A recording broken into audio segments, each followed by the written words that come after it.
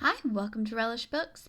Today I am reviewing Piranesi by Susanna Clarke. This is a fantasy novel that was published in 2020, so it's definitely a lot newer than most of the stuff I review on here. It's also fantasy, which is not what I usually read, but I read this because I was kind of asking for fantasy suggestions because I think it's a genre that's full of potential. It's just hard to find stuff that I really like in it. And someone in the comments recommended this. So I was excited to read it. And I'll just tell you what I thought. I had some mixed feelings. The first few chapters, I was like kind of blown away. I was like, oh, this is really, really good, really interesting. I don't want to give away too much because the book is really the feel is kind of mysterious, kind of mystery. You don't fully know what's going on. Pretty much from the start, you have a good idea of where this is. You're just not sure how it all works together. So I don't want to give away too much, but I feel like if you read it, once you kind of get an idea for what it is, I feel like it's inevitable with this story that the first few chapters are really going to be the strongest and the most interesting, because the great strength of the book lies in this alternate world and in the descriptions and exploration of the alternate world. I really feel like the author had this vision of this other world, and then the story and characters and the way that it works together with our world, etc., is really kind of filler and kind of put together in order to have like a platform or a medium on which to write about this fantasy world. That being said, I'm still glad she did because the world is so beautiful and so much fun. It's creative. It has that good blend of being clear in the mind with the descriptions while still not being over explained. It truly does feel like a fantasy world, almost like magical realism a little bit, because these things that would be impossible are just the way things are in this place. So it felt magical, it felt mysterious and beautiful.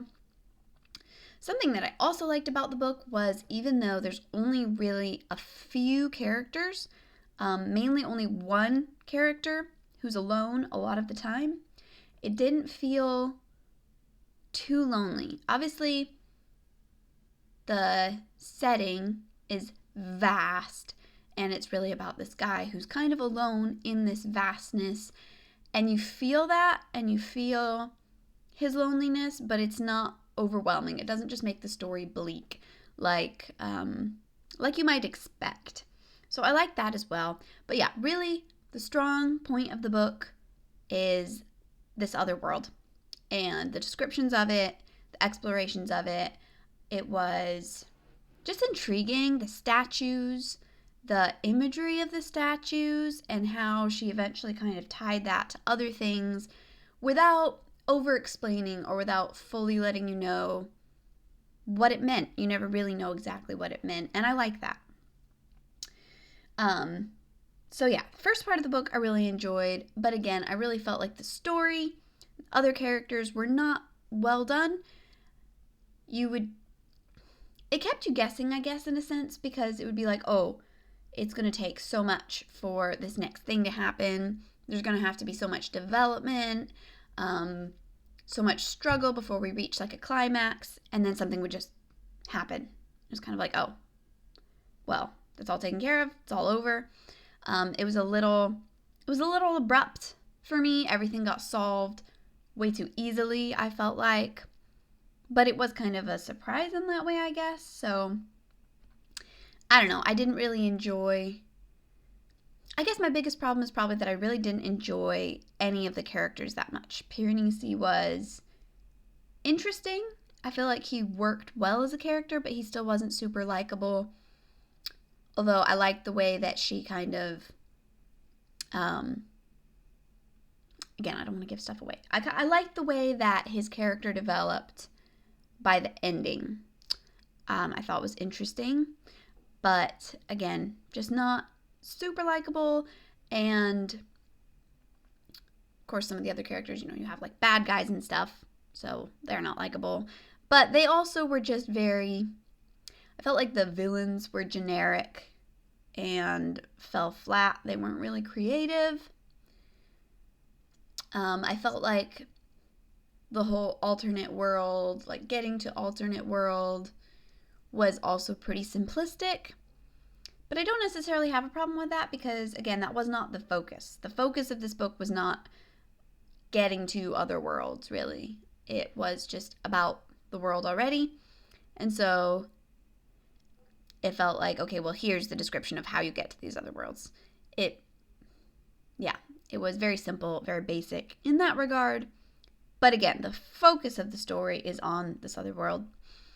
So, I don't know. I enjoyed that, but didn't love the book. It gripped me for sure. Right from the beginning, I was like, I read it very quickly. It's a pretty short read. And it was nice to kind of just have something very different to read from what I've been reading. So I did enjoy it. Just a lot of the characters were blah. And I felt like the plot was a little too basic. But there were some thought-provoking ideas that she explored, though. One of the things that I thought was really interesting was how Piranesi, all alone in this world, without any kind of basis for anything. Like, he's lost touch with anything that he knows. So everything that he thinks is just from his observations of the world around him. I thought it was really interesting how he kind of automatically turned to some sort of religion. That was his automatic explanation, and I think that's really interesting when you kind of know the kind of person that he was. I thought it was interesting. One of the things that I thought was funny was how he has this worshipful attitude towards the world itself. He talks about, or the house, how the house provides for all his needs. The house is wondrous and beautiful and all that. So it's like he's worshiping the actual physical house, or that he sees the house as being sort of spiritual, having some sort of spiritual aliveness. And I don't know if he was serious or not, but I thought this was odd because at one point he actually mentions an idea. He talks about, in passing, when God built the house. He kind of uses that phrase, which I thought was really interesting because it was like, well, if he believes that God or a God built the house, why is he worshiping the house itself? Whether the author was really trying to point that out or play with that idea, I have no idea. But I thought that was odd, since he actually does mention that. And that's something we see in our world, of course, where people are worshiping the earth, like the physical earth itself, rather than, thinking about where it came from. And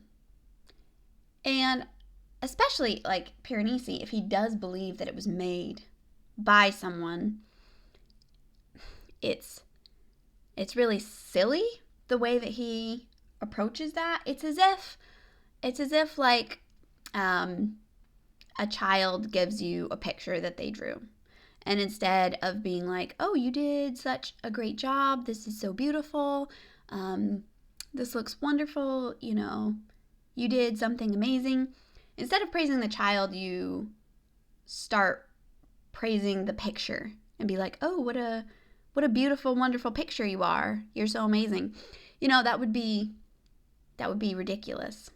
And yet that's exactly what Piranesi is doing on this larger scale. But so that was kind of like, I was thinking about that, but also just that it's interesting, his response and worshipful attitude in this atmosphere.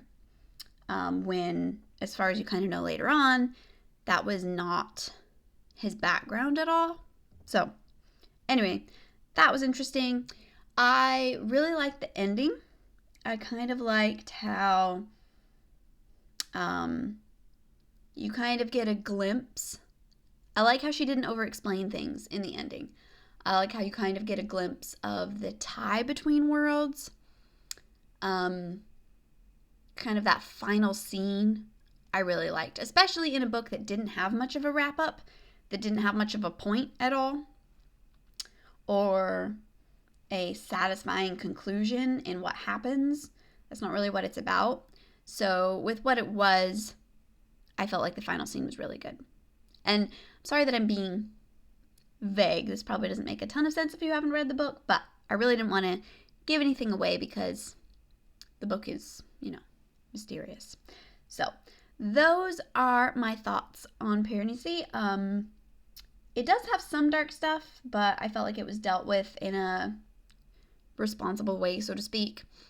There's some language, not a whole lot. The language was really kind of used as I felt kind of like as a jarring factor, kind of between worlds, because it's not prevalent in most of the book. And then you have these characters coming in and using strong language. So, but there wasn't a whole lot. So yeah, I kind of didn't like it. I would probably give it like 3.5 stars as a novel. But like world building descriptions, I thought were really good. So those are my thoughts on Piranesi by Susanna Clarke. Thanks so much for watching. I'll see you next time. Bye.